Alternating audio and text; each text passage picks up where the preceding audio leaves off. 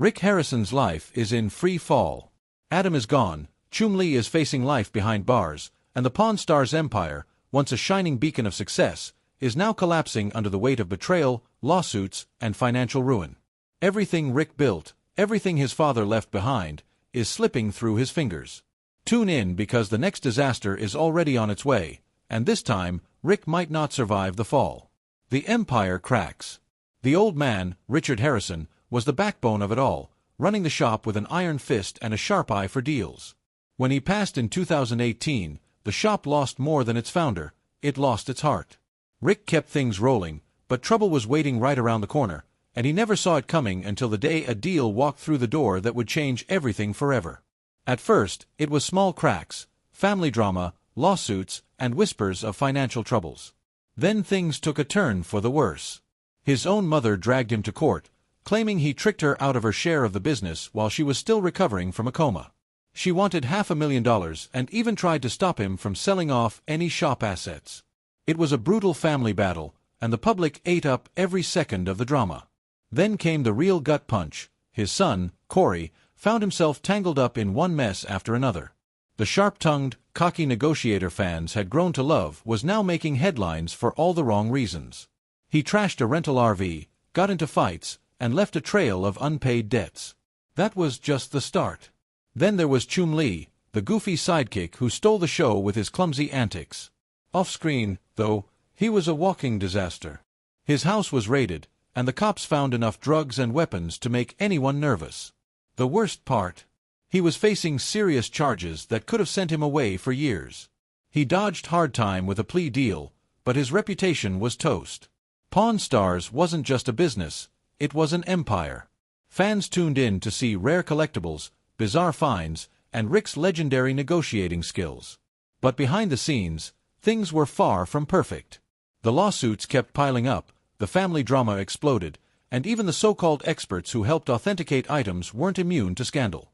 One of the show's toy specialists got caught up in a domestic violence case, while a sports memorabilia expert was exposed for passing off fake collectibles. The shop itself was struggling too. At its peak, the business raked in millions.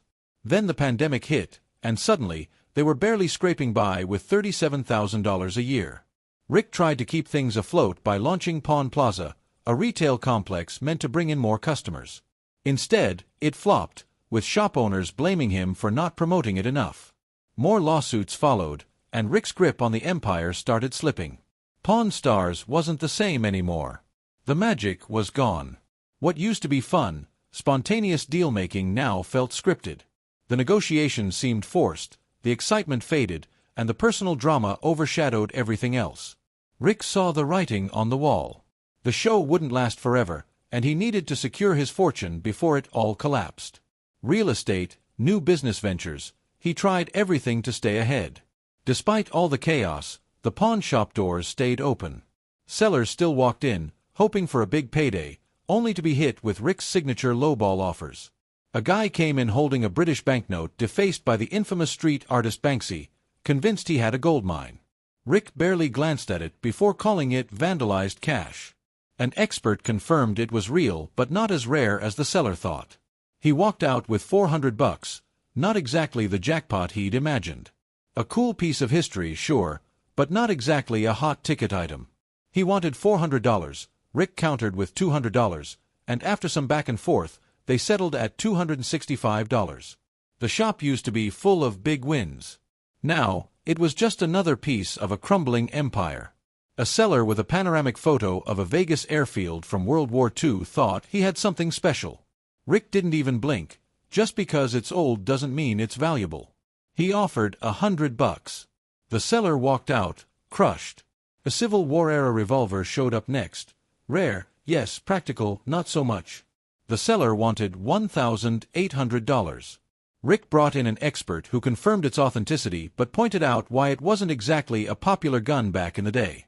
Rick offered $800. The seller fought back, hoping for at least $1,250. In the end, he walked away with $1,400, still feeling like he lost the battle. A signed baseball from the legendary 1951 Yankees team should have been worth a fortune. Names like Mickey Mantle and Joe DiMaggio were scrawled across it. The problem? Fading signatures, no authentication, and a worn-out ball. The seller dreamed of $3,000.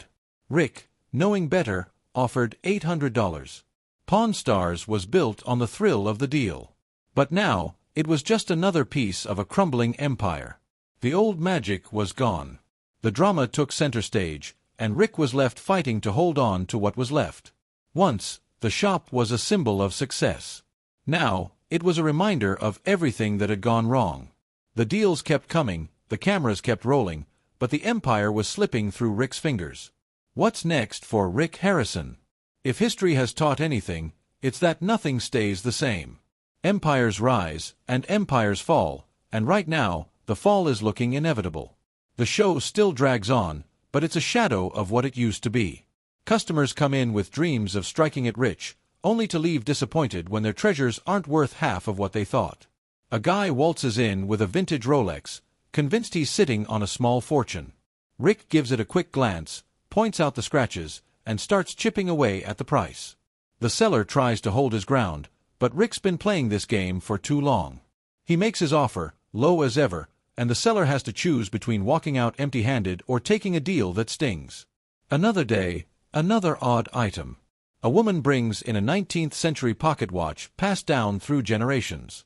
She's sure it's worth a bundle. Rick, arms crossed, inspects it under the magnifier. It's genuine but common. She expected thousands. Rick throws out $500. Negotiations drag on, but the outcome is always the same. The house always wins. The weight of the past lingers in the shop. Every deal, every failed negotiation, every lawsuit adds another crack to the foundation. Rick built this empire from nothing, but now, it feels like it's slipping through his fingers, $1 at a time. His father's legacy, the fame, the fortune, it's all on shaky ground. The cameras still roll. The tourists still line up outside.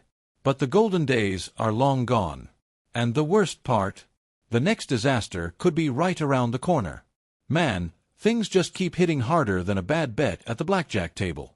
First Adam, then Chumlee, and now here I am, staring at the walls of the pawn shop, wondering what else the universe can throw my way.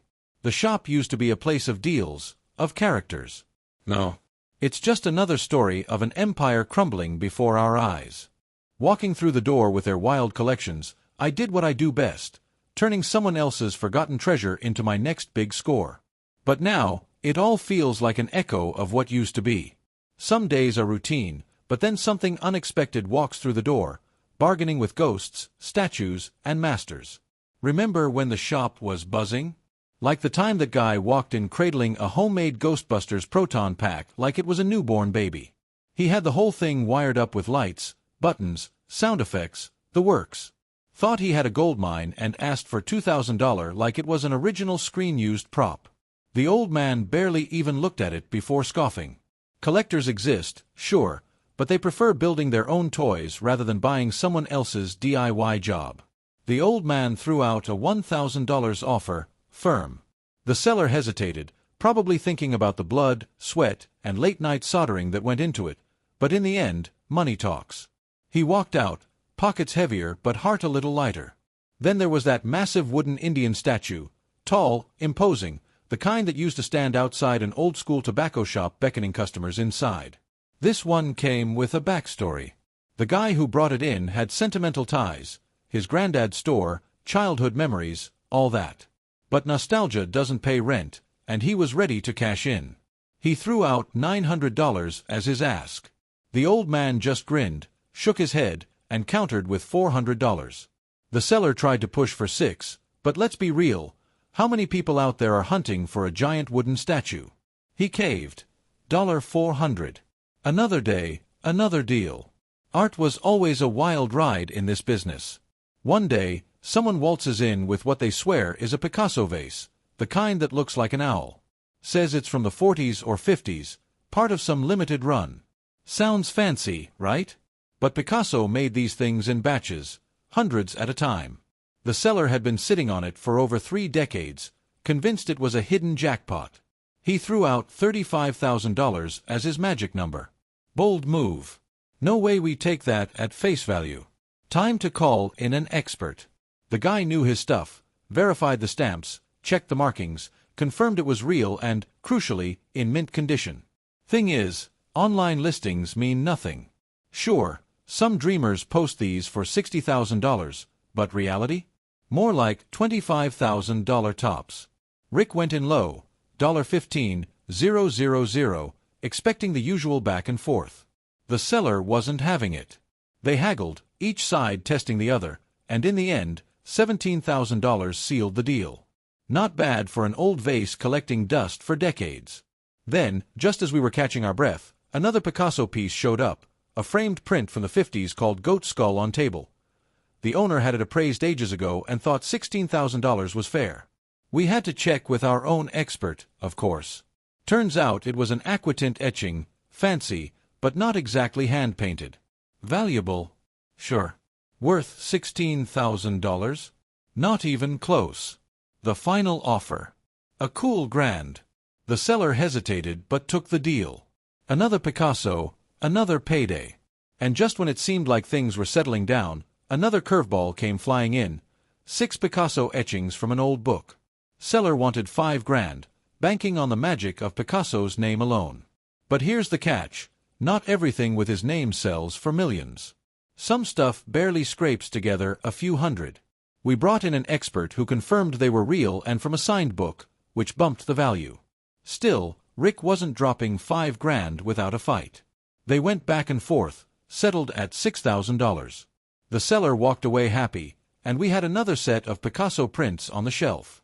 The Picasso parade didn't stop there. Another seller came in with a print from the 60s. Problem: no paperwork. In the art world, missing documents are a giant red flag. Rick had his go-to art guy check it out. It was real, but without Picasso's signature, it wasn't exactly a gold mine. Market value: $2 to $3 grand at best. The kicker: the seller's family had bought it on a cruise ship for $9,000. Talk about buyer's remorse. Rick threw out a $1,500 offer. After some back and forth, the seller took it. Another deal locked in. Then came the days when the shop felt more like an art gallery than a pawn shop. Big names, high hopes, and that fine line between fortune and disappointment. Not every piece was a winner. Some came in looking like the next big find, only to crumble under the weight of reality. That's just how it worked. One deal was a jackpot, the next was a bust. And through it all, the old man watched over everything with that signature scowl, making sure no one got too carried away. Was Rick's offer a smart business move or a lowball hustle? Should buyers take more responsibility, or is it on sellers to be honest? Comment below, like, and subscribe.